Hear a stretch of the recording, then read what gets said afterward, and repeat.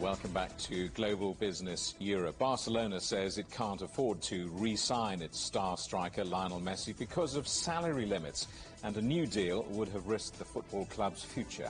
The Argentine, who's been with Barca for 21 years, is said to be shocked, but is now considering other offers.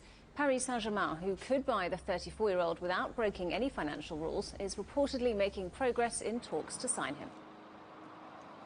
Well, let's talk to Kieran Maguire, who's a football finance lecturer at the University of Liverpool. Great to have you with us on the programme, Kieran. So, Messi is apparently unable to stay at Barcelona because of financial and structural obstacles. What does that really mean? What's gone on here? Well, under Spanish football rules, you're given a limited budget at the start of each season, which is based on the revenue generated and your amounts of debts. The problem that Barcelona have had is that revenues have collapsed as a result of being unable to sell tickets to fans. And they are a club that ran a fairly precarious financial regime, and they've got an awful lot of debt. So you put those two factors together, and that meant that there was less money available to pay wages. So although Lionel Messi had agreed a wage cut of around about 50%, it would still have exceeded the allowable wage limit. Well, as you say, he did offer to take a wage cut. Isn't there an argument that, given the reduction in income from all clubs caused by the pandemic, that wages paid to footballers need to be cut across the board?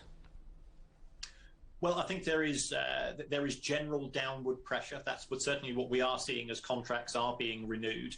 But La Liga, the Spanish football system, does have a very tough audited regime when it comes to football spending. And even with the offer from Lionel Messi, that wasn't deemed to be sufficient. But I think we will see overall downward pressure in many markets in football over the forthcoming months and years. Well, let's talk about another market, the UK. We've seen Manchester City paying huge amounts for Jack Grealish, a Premier League record of almost $140 million. So how seriously have clubs suffered in this pandemic if they can afford to pay this kind of money?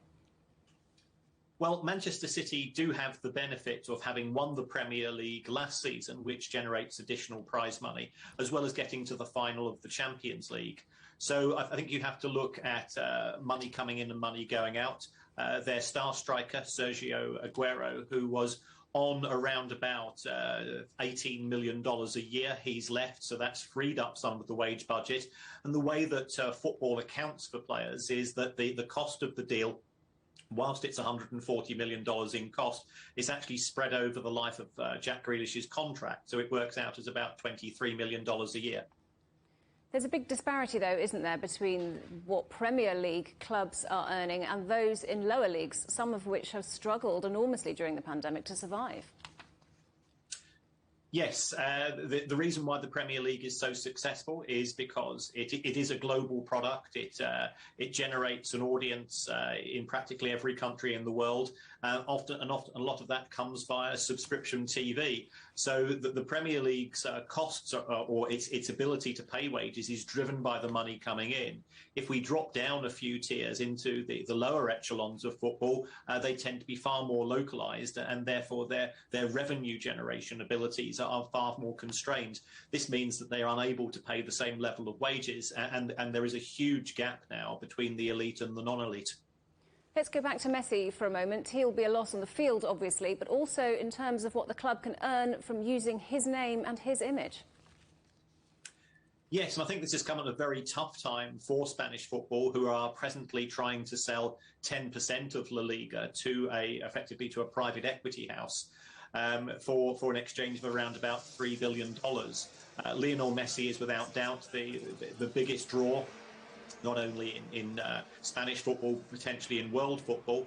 So for Barcelona to lose their star appeal in terms of the ability to generate new commercial and sponsorship deals will be an additional challenge for the club.